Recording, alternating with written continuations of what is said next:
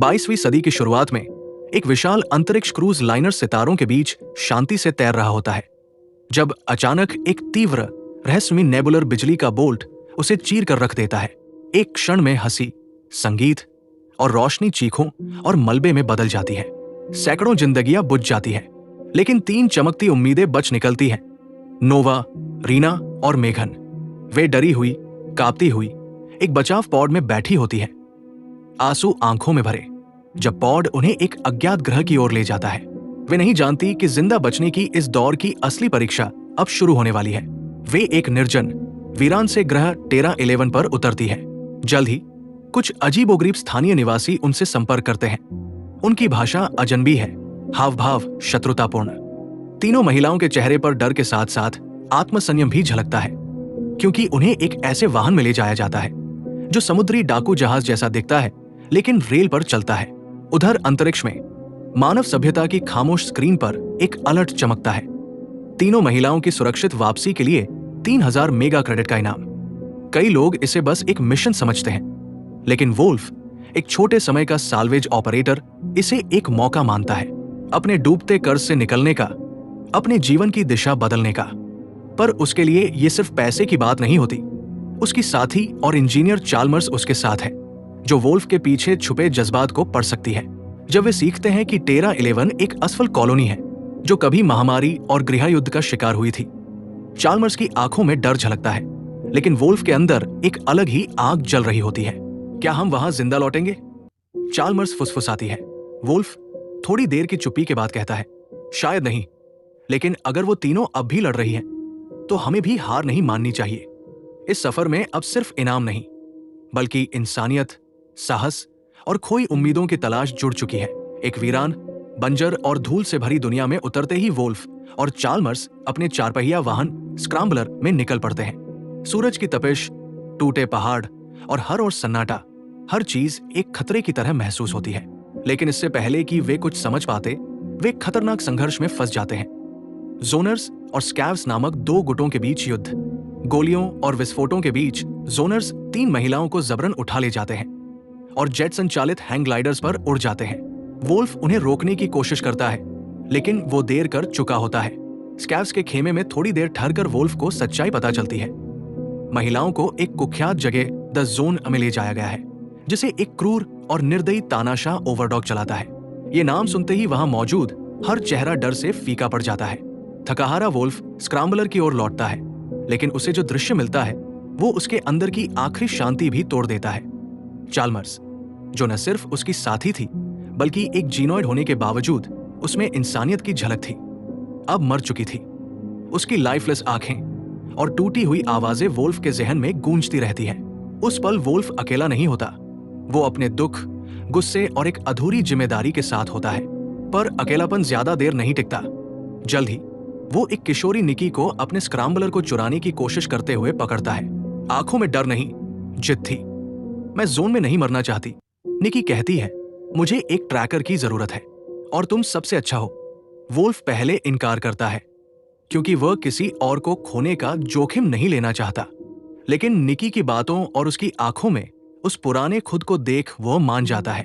ठीक है, वो कहता है, लेकिन अपने रास्ते खुद भी संभालने पड़ेंगे। उधर तीनों महिलाएं, नोवा, रीना और मेघन, किसी नरक से कम नहीं जगह पर एक घृणित साइबोर्ग द केमिस्ट के सामने लाई जाती है। उसके हाथों में भारी ठंडी धातु के पंजे हैं और उसकी आंखों में करुणा की जगह लालच और पागलपन है। वो उन्हें दवाएं देता है, जिनसे उनकी चेतना धुंधली हो जाती है, डर गहराने लगता है, और वह उन्हें तैयार करता है ओवरडॉग के ट्विस्टेड आनंद के लिए। सफर अब सिर्फ एक मिशन नहीं, बल्कि आत्मा को जिंदा रखने की जंग बन चुकी है। वोल्फ के सामने अब 2 रास्ते हैं, या तो हार मानकर खुद को इस बंजर दुनिया में खो दे, या फिर अपने हर दर्द को हथियार बना ले। इसके बाद वोल्फ और निकी एक थकाऊ दिन के बाद राहत की सांस लेते हुए शिविर लगाते हैं, लेकिन उनकी शांति जल्द ही टूट जाती है जब एक अजीब हल जैसे दिखने वाले युद्ध वाहन से उन पर हमला होता है। वोल्फ पूरी ताकत से लड़ता है, जान हथेली पर रखकर मशीन को अक्षम कर देता है। जब वो चालक का सामना करता है तो उसका दिल धड़क उठता है। वो उसका पुराना सैन्य साथी वाशिंगटन है, पुराने दिनों की कड़वी यादें दोनों की आंखों में तैर जाती है। वाशिंगटन बताता है कि वह भी महिलाओं को बचाने आया था, लेकिन उसका जहाज दुर्घटनाग्रस्त हो चुका है और अब वो इस दुनिया में फंस गया है। परंतु वोल्फ के भीतर दया की जगह कठोरता है। वो अपने पुराने प्रतिद्वंदी की मदद करने से इनकार करता है। उसकी आंखों में तिरस्कार झलकता है और उसे अकेला छोड़ देता है, उसी वीराने में जहां कभी वे साथ लड़े थे। निकी के नेतृत्व में वोल्फ और आगे बढ़ता है, लेकिन राह आसान नहीं। वो भीतर से टूटने लगता है जब उन्हें उत्परिवर्तित मानव जैसे राक्षसों से जूझना पड़ता है। अमेज़न जैसी रहस्यमय महिलाएं जो अपने भीतर भय और शक्ति दोनों समेटे हैं, उनका मार्ग रोकती है। पानी के एक विशालकाय ड्रैगन से उनका सामना होता है, जिससे वे महिलाएं भी कांप जाती हैं। हर कदम पर मौत का साया है। इस सब के बीच वोल्फ अपने भरोसेमंद स्क्रैम्बलर को खो देता है, जैसे किसी दोस्त को खो देना। अब वो थका, घायल और निराश पैदल चलने को मजबूर है। अंततः जब उसकी उम्मीद टूटने को होती है, तभी वाशिंगटन उसे ढूंढ लेता है।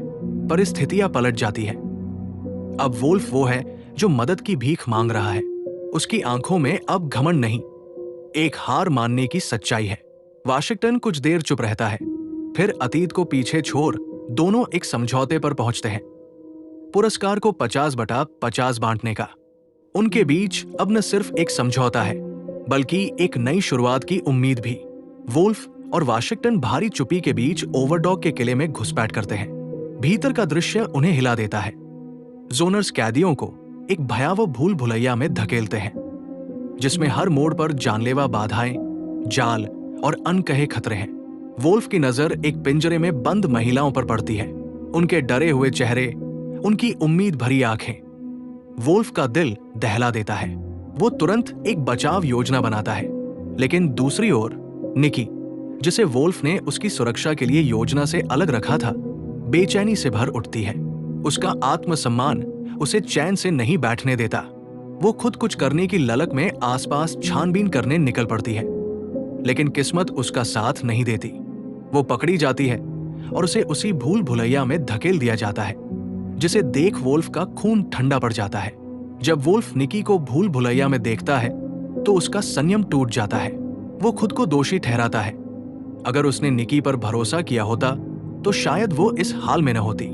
वो उसे बचाने के लिए दौड़ता है, लेकिन निकी हार मानने वालों में नहीं है। अपने साहस, चपलता और सूझबूझ से वो खतरनाक भूल भुलैया को पार कर जाती है। जब वो अंत तक पहुंचती है, ओवरडॉग उसे अपनी जीत पर बधाई देता, लेकिन इसके पीछे एक शातिर योजना होती है। ओवरडॉग उसे अपनी गुफा में खींच लेता है और एक रहस्यमयी मशीन से जोड़ देता है। धीरे धीरे मशीन उसकी जीवन ऊर्जा को सोखने लगती है। निकी की आंखों में डर झलकने लगता है, लेकिन वो हिम्मत नहीं हारती। उसे भरोसा है वोल्फ आएगा, और वोल्फ आता है गुस्से और चिंता से भरकर। वो ओवरडॉग से भिड़ता है।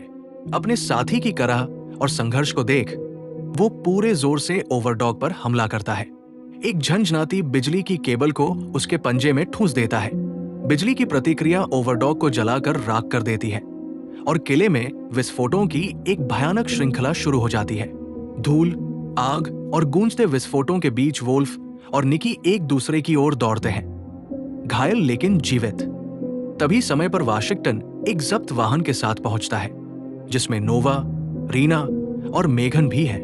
सब मिलकर उस जलते किले से भागते हैं। जैसे ही वे बाहर निकलते हैं, पीछे जमीन कांपती है और किला गगनभेदी आवाज में ढह जाता है, मानो अंधेरे का अंत हो गया हो। बाद में जब सब कुछ शांत होता है, वोल्फ थकान और राहत के बीच मुस्कुराते हुए निकी से पूछता है, क्या तुम मेरे साथ रहोगी? हम एक बेहतरीन टीम थे। निकी उसकी आंखों में देखती है। वो सब कुछ जो उन्होंने एक दूसरे के लिए किया, सब उसमें झलकता है। वो हल्के से सिर हिलाती है। हाँ, हम थे और हम रहेंगे।